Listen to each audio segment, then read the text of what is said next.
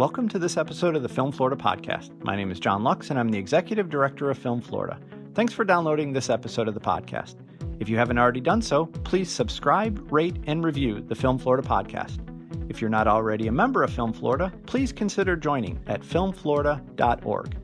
Finally, check out the Film Florida merchandise page at teespring.com/stores/filmflorida to purchase Film Florida t-shirts, sweatshirts, and coffee mugs. Florida native Arielle Kebbel is an accomplished actress, having starring roles on television series Ballers, Midnight Texas, and her current series, Lincoln Rhyme, Hunt for the Bone Collector. She has also had roles on Gilmore Girls, Grounded for Life, Life Unexpected, 90210, The Vampire Diaries, and multiple Hallmark movies, just to name a few. We talked to her about those opportunities, how she got involved in acting, and growing up in Central Florida. Here's my conversation with Arielle Kebbel. Thanks for joining us on the podcast today, Arielle. Absolutely. Thanks for having me. So let's start at the beginning. You were born and raised in Central Florida. Tell us about your time growing up in Florida. I was born in Orlando, actually in a birthing center, Special Beginnings Birthing Center. Then grew up in Winter Park and went to Domrick Elementary, Maitland Middle, and then I went to Winter Park High School for a year. Did the whole council, cheerleading, very involved thing. And then very quickly, a few months into my sophomore year, realized that I really wanted to make acting a full-time job. And even just with auditions, the way that they were timing-wise, even if I had an A in a class, if I was absent in attendance, the public school system doesn't support that, so I realized I needed to go to a private school where I could potentially miss classes certain times for auditions and make up the work and not get penalized for it. So I went to a private school called Crenshaw School of Performing Arts. My brother went there first, then I went there, then Tori DeVito went there, and then we had a whole slew of people follow us. I don't think it actually exists anymore. It was a short run thing, but it was a great idea. It was basically the concept of any child that was excelling in their art or sports. So, there was actors, dancers, gymnasts, golf players, anyone that was really wanting to take a professional route at a young age. They'd go to this school, and when they were in town, they'd go to school every day like normal schooling. But if they had to miss for a game or an audition or filming, they weren't penalized. You would just make up the work, and you had like private tutors. And so it really allowed me to focus on acting. I graduated a semester early at 17 and then moved to LA that January when I was still 17, almost 18. Well, you had mentioned that you knew that you wanted to get into the entertainment business early. What was it about the entertainment business, or what drove you to that direction? I think there was little signs along the way that I didn't really clock and put all together until, it's when they're happening to you, it's one thing. And then suddenly it's so much easier to look back at it all and go, oh, yeah, okay, I did kind of see where I was given the hint there and given the hint there. And, the breadcrumb trail. I was approached to model at a young age. Although I do like modeling for the kind of chameleon aspect of it all, when I was young, that didn't really spark an interest. I was horseback riding and doing competition hunter-jumper horseback riding and really wanted that to be my life. I wanted to go to the Olympics or be involved with horses and animals in some capacity. So that was really my drive and my focus. And then my brother was doing commercial work and some plays, theater. My sister was doing theater at Dr. Phillips. I was around the arts all the time. Actually, one of my friends, Anne Marino, his mom did extras casting. So I would go and join them for background work or and so it was kind of this slow build where I found myself doing things just like my friend would say, hey, come here, do this, or hey, do that. And then suddenly I would get bumped up to the principal, or someone would ask me to come back the next day.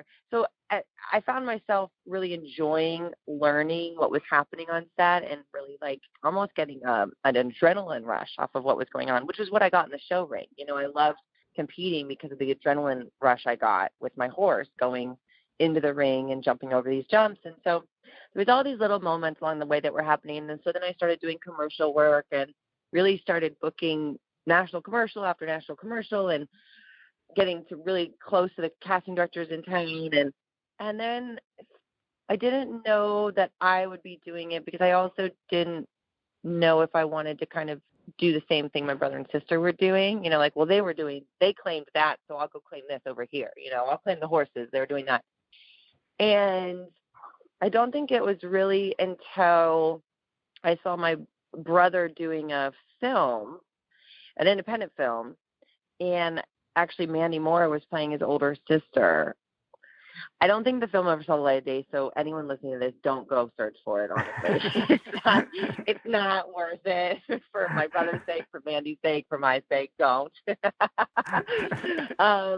But what he did do was put me on a set in a different capacity. I loved when I was doing music videos. I did the Creed music video, and I got asked to come back the next day, and I was just so honored and impressed. And when I was like the principals of these commercials, I just loved talking to the director and the DP. So I think it was in me. I wasn't really allowing it to fully come out. And then I think what being on that set did was I got to it gave me perspective, because I got to look at, the lighting crew, the director, the actors, the writers, and how many people it took to tell a story. And I really just loved it. And after that was when I was like, okay, acting is different than commercial acting. Right. And I'd become quite comfortable in commercial acting. And this was kind of the perspective I think I needed to go, oh, wait, there's so much more here I want to explore. And then from there, I got really fortunate. I would go after things and I would get them.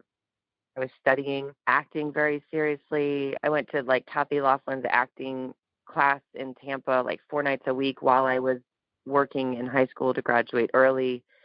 Some nights I wouldn't get home till 2 a.m. And my parents, of course, were worried, but I was in acting class, not out at a party, so, right. But, I was driving I-4 back and forth as a 17-year-old at 2 a.m., looking back on it.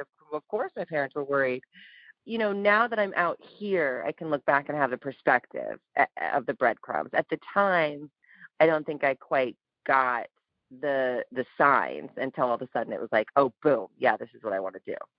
Well, you mentioned it was when you were 17, you moved to Los Angeles. And if I read correctly, in the first week you were out there, you auditioned and got the role of Lindsay on Gilmore Girls. That's not supposed to happen that quickly. So, and that ended up being a recurring role for you over 3 seasons. How did it happen so fast? Yeah. It's funny. I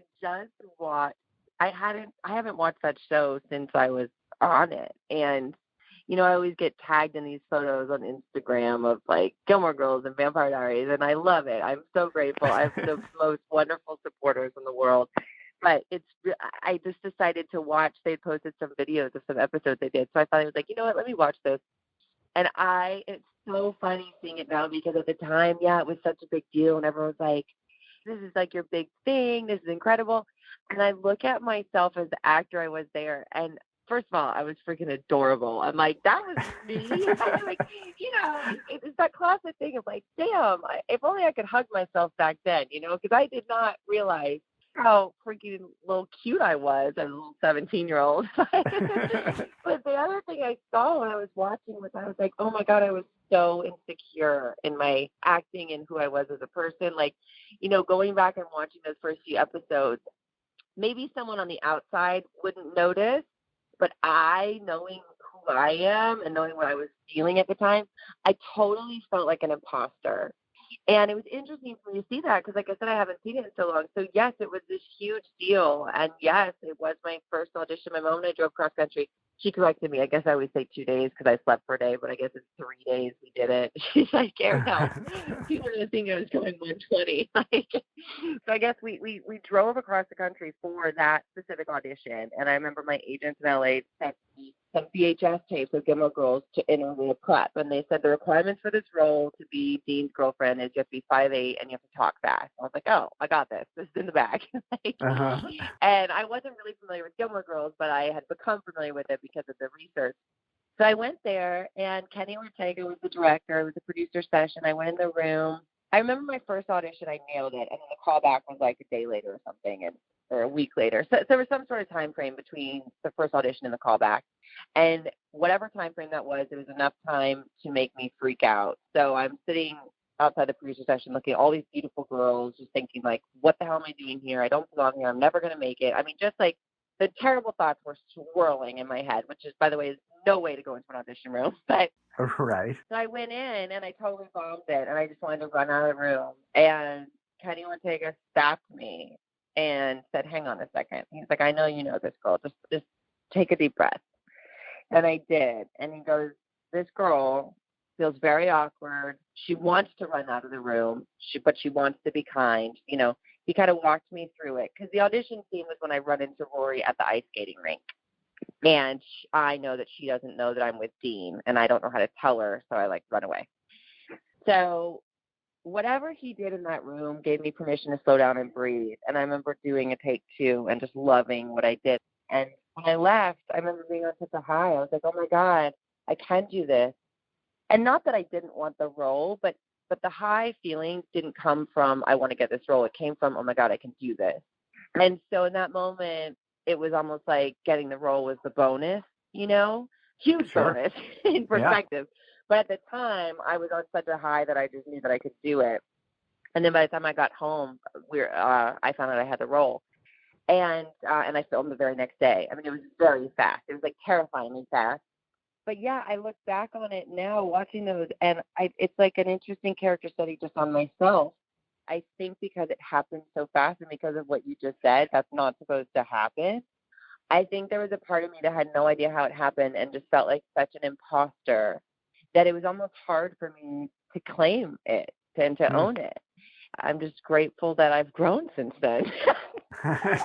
Well, since then, over the next 10 years after that, you were in a lot of films and had a number of appearances on television series, including, just to name a few here, one of the American Pie movies, True Blood, Life Unexpected, Hawaii Five-0, 90210, The Vampire Diaries, and a couple of Hallmark movies. When you think of that time in your career, what comes to mind? How do you describe it? That time in my career, what comes to mind is John Tucker Must Die and Aquamarine, because to date, those are the two sweet films that people will still stop me about. And it warms my heart. I love those films. It was such a precious free time in my career. I was so young. I was so new. It was back in the day where studios were making film after film. You would do like 3-picture deals. I did a 3-picture deal with Fox. It was a different time in our business, and it was incredible. And I was making all these friends, and then I'd say the other thing that comes to mind during that time is Vampire Diaries. And not that the other roles were less significant. In fact, one of the roles I can't remember if you mentioned, but Law and Order SVU was a guest star. It was a large guest star, but that was a really important role for me because I so admired Mariska and just loved watching her on set. And they gave me a really meaty role, and it was one of the first times I really had to sob on camera. And I remember I delivered take after take, and that was a huge challenge and a huge win for me, just as what I can do on camera, what I can trust my body to do on camera. So during that time, I'd say, I have like the moments where certain guest stars or certain recurring roles have special meaning to me. But just in general, the general umbrella of that time frame in my career, I would say I most think of Vampire Diaries, John Tucker Must Die, and Aquamarine. And that's really because of the fans. I'm so grateful. They still love it. Yeah, they don't let you forget about those. So that's good. No. So I'm sure you don't remember this at all, but you and I met in April of 2015. I was speaking on a panel with your mom at the Florida Film Festival, and you were there, and your mom introduced you to me as, this is Arielle. She's going to be on Ballers on HBO, which was coming out in a few months. And I remember thinking, okay, Ballers, cool. It wasn't until Ballers actually came out that summer that I realized you weren't just on Ballers. You were on Ballers as in almost every episode of the first 2 seasons. To that point in your career, was that the highest profile, consistent role that you had? And talk about playing Tracy. Yeah. Well, first of all, it's funny. Well, I remember that panel very well because I went and I took pictures and video for my mom to support her. And I remember your voice. Isn't that funny? That is funny. So Ballers, that was a big deal. Obviously HBO is so wonderful to be on their network. It was something I really wanted, and I had worked with Jay once before on a movie called Be Cool. It was actually one of his first films, and I had a small role in it. I played Harvey Keitel and Vince Vaughn's assistant, but again, it was just so great working with like Vince Vaughn and Dwayne Johnson and Harvey Keitel. And so when I got Ballers, it was a very sweet reunion because DJ actually had like the same team around him. So I got to reunite with Rachel, his hair gal, and Kareem, his at the time was I think his assistant or something, and now running his production company. And so that was something that I really feel like I learned and watched from him, was just how he kept the same circle around him and promoted his own family, really, and team, which was really cool to see. A lot of people in Hollywood don't do that. And in terms of getting the role, I knew it was huge for me. And I loved Tracy because, she was a very different kind of woman for that show. She was cool and she knew her football, but she was also very smart. And in a lot of ways, she was kind of the brains behind DJ's character. He'd always go to her for business advice. And I think at the time I loved that. And it reminded me of how I grew up. I grew up with like 5 guy best friends, and I was always giving them advice. But I was always kind of the cool girl. Like I would never hook up with them, but I would always go party with them. But then I'd like take care of them after, Right. So I think in a lot of ways it reminded me of how I grew up, especially filming in Florida. It was so great. We were filming in Miami, but I was so close to my family, and there was a lot of great stuff about it. As the role went on, it became clear to me that as different as she was, and I will always be grateful for this role, it also wasn't necessarily like a character I felt like I needed to carry on once I got past a certain point in my own life. There was a lot of shifts that happened for me in my personal life during that time. I went through a very hard breakup, and I felt like my relationship actually to men was just shifting during that time. And so I just felt like Tracy was such a gift. She came into my life at the perfect time, and I learned so much from her, and I learned so much from being on that set. And then by the time season 2 was wrapping up, it just kind of was like where I was in my personal life, where I wanted to go in my career. It felt like she had served me so well, and I was ready to kind of launch and move into the next thing. Well, speaking of the next thing, after those 2 seasons on Ballers, you moved on to Midnight Texas on NBC. Talk about that role being a step up in prominence for you. It was very scary. A lot of people wouldn't walk away from an HBO show, and I really felt in my gut that I needed to. And, my team supported me, but I think they were probably a little shocked as well. HBO and everyone was great on set. It was an amicable goodbye. But it was scary, and I remember I went from Miami. I was wrapped season 2. And before I went back to LA, I told my team, I was like, I know it's pilot season. I don't care. I have to go to this yoga retreat in Mexico. There's an incredible woman named Jody Carey. She teaches out of Miami. I met her during Ballers. She was a yoga teacher. I saw the back of her head at the gym, and I was like, who is she? I need to know her. And that's how the connection started. And to date, she's one of the most profound yoga teachers I've worked with, and now she's also a dear friend. And she did this Ocean of the Heart retreat. She does it every year. It opens on Valentine's Day, and it closes on February 19th, which happens to be my birthday. And I was just like, I need to go, and I need to do this. And so my team was kind of like, okay, you're leaving a show. You're not here for pilot season. And I just was like, this is a moment where I was like, you know what? I'm taking a big, scary step. I need to just be with myself for a minute before I race back to LA in the madness. And so I did. I went to this yoga retreat. I flew back for like a week of auditions in LA during pilot season because I had that week off of filming. So during that time was when I auditioned for Midnight Texas. And I remember I wanted the Manfred role. I wanted the psychic role. Okay. Psychic mediums fascinate me, and I do a lot of energy work. I wanted that role. They were like, well, that's a man, so take it or leave it. Are you going in for Olivia or not? We were doing this back and forth dance, and finally they were like, okay, are you going in for Olivia or not? And I was like, fine, I'll go in for Olivia. So I went in, and it's always funny because I never know what's going to happen. And I walked out of that room, and I was like, oh, my God, this is my next role. It was like something came through me in that room where I knew that emotionally this was exactly the character I needed to be doing next. And I had no idea walking in that room what happened. So I remember, like, before I even closed the door, I was texting my manager, we got to get this. She wrote back. She's like, that's so funny. We've already heard from them. They want to. So that was a really magical moment. And these moments don't happen all the time, but when they do happen and everything aligns, I feel it. Oh, but in the same day, I also had to go sit in other audition rooms. And I just want to make a point that, like, literally a day before, I was on an HBO show. And the very next day, I was flying to LA, sitting in a chair outside a door, auditioning to get my next job. And, it took everything in me to not stop. I was like, what am I doing? I'm sitting here fighting for a job. My castmates are secure in Miami on a show. Like, my head was spinning. Did I mess up? Like, did I, like, I have no job security. Like, every time, no matter how far you get, you're starting over in a sense that, like, whatever the next job is that you really, really want, you're always going to have to fight for it. Even if you're the one creating it and you're producing it, you're gonna have to fight to get it made, to convince someone that it's worth getting made. It's like whatever level you're at, you have to fight for it. Anyways, I ended up going to Tulum, and I got the call in Tulum that I got the role. That was a much more meaty role, and that really was going to support what I wanted to do next in terms of a female lead and being seen that way.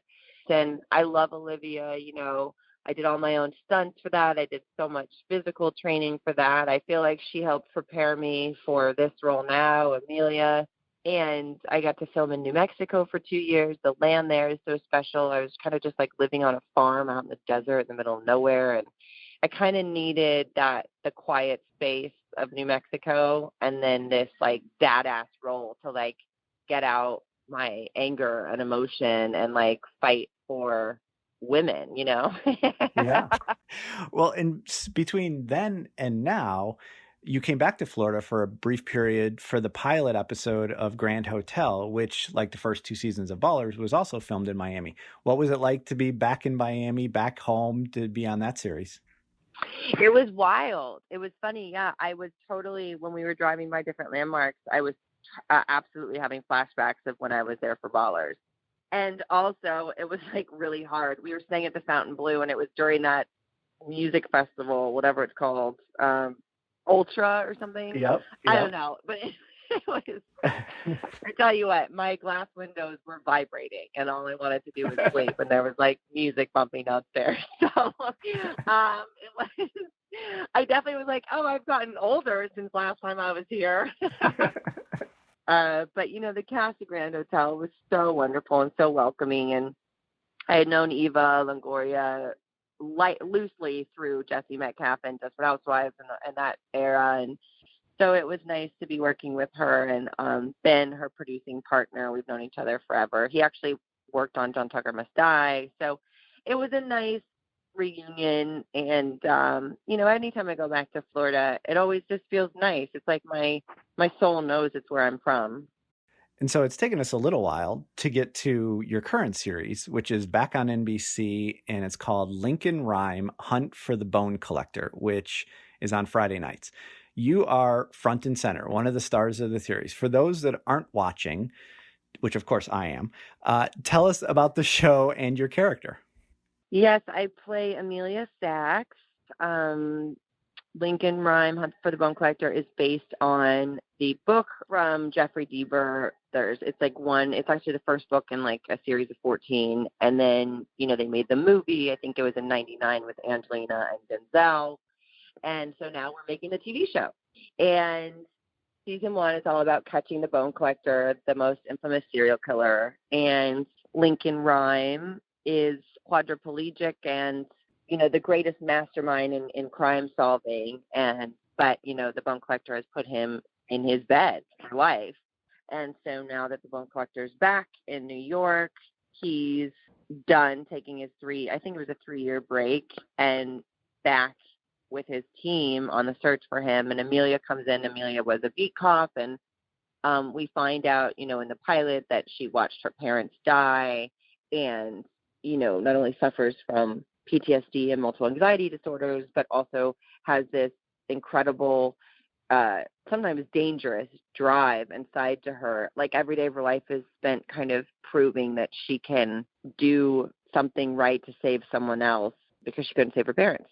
And even though it wasn't her job to save her parents, but, she happened to be the only survivor from the shootout in the cafe. And so we learn that, Amelia finds a dead body on the subway tracks and very quickly goes from being a beat cop to the next detective on Lincoln Rhymes' team to find the bone collector. And so it's this really interesting journey of, even though she has these instincts and this intuition and this drive and this force that makes her a very special cop, she's also incredibly new, and she's a fish out of water, and she's constantly put in these positions where she's in over her head. And because of her intuition and her force, she ends up thriving, but she's just going off of her instincts. And sometimes it gets her in trouble, and sometimes it saves the day. And, she has a sister that she's taking care of, and it's a complicated relationship. And as things get more dangerous with the bone collector, it's incredibly dangerous with keeping her sister safe, and the guilt there and the responsibility and the stress, and a lot of things trigger her and her past. So it's constantly walking a fine line between when is she a hero and when is she crumbling. And I just love that, I don't even know that she knows how strong she is yet. And that's kind of the journey that we're going to see, that we do see along season 1, and then hopefully season 2 as well. She's a character that's really empowered me, and I love the show. I love working in New York. It's been a really special time for me. Do you feel a little bit like you're being typecast as a badass female lead? Because now your last 2 leads have been pretty intense. Yeah, I mean, hey, if that's the way it's going, I'm fine with that. I don't think of it that way because I really just look at it role by role, and I do love comedy so much. I would love to throw another even romantic comedy in there, but I'm open to all of it. If an action movie is what comes next, then great. Well, Arielle, over the last 20 years of your career, when we've gone through a good number of it, you've gone from small roles in small projects to leading roles on major cable and network series. Tell us what you've done to make that happen. We've talked about a lot of successes in my jobs today, which I'm so grateful to celebrate, but there's also a lot of losses and stresses and what I would consider failures, and definitely moments where I've thought the best next step is to give up and go to something else that makes me happy, but that is a little more, predictable and controllable, because this business is very wild, and it's to me, that's what makes it so exciting, and that's what art is. Art is so unpredictable and a reflection of the times, and yet is not always stable. So I think perseverance and an incredible support team, and just being willing to share what I'm going through with my support team, be it family and friends, has helped keep me on track. And so the question mark was always just, is this the smartest, sustainable job? Then the creative side of it all just kept pulling me back in. and then, sure enough, I would get my next job and fall in love with it and do a deep dive into it and keep going. And that's what's kept it alive, is the focus and the perseverance, because it's about 1% glamorous. And by the way, that glamorous part that you see normally comes at the worst times. When I'm having to hit a red carpet to promote a show, it's sometimes after a 14-hour day, or after a red-eye plane flight, only to do the carpet and get right back on a plane and go back. And that's not just me, that's everyone in this business. So there's also a lot of discipline that's required, because the glam is a lot of fun, but all of it is work, and I think that's the other important thing to remember, is you have to take care of your body and your vessel, because every part of it is work. For those of us that follow you on social media, and we've talked about it a little bit, you're still deep down a Florida girl. Talk about what Florida means to you.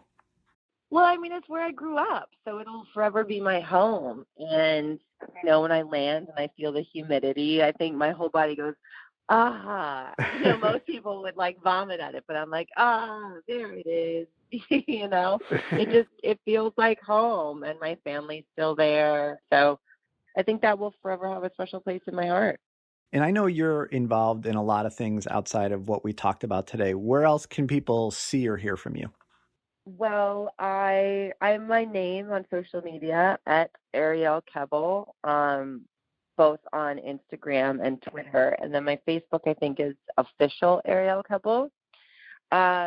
I'd say I'm most active on Instagram. So if you wanted to get in touch with me or ask any questions or anything, I'm most active there, and I do enjoy commenting and interacting with the fans and people asking questions. I think it's such a beautiful way that we can, it's like the new age fan mail. Right.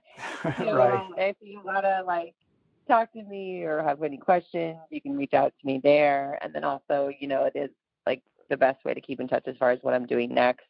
I had a podcast called Spiritualgasm that's on Apple. We finished season 1, but the whole season is up.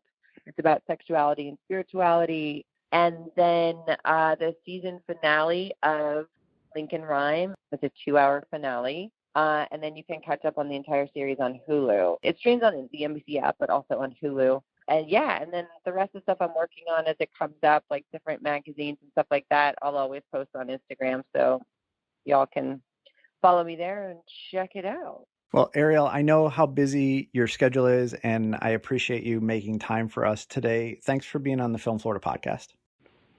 Absolutely. Thank you for a walkthrough time in my career. Thanks for listening to this episode of the Film Florida podcast. For more information about Film Florida, go to filmflorida.org or visit our social media pages on Facebook, Twitter, Instagram, and LinkedIn. Check out the Film Florida merchandise at teespring.com/stores/Film Florida, and please remember to subscribe, rate, and review the podcast.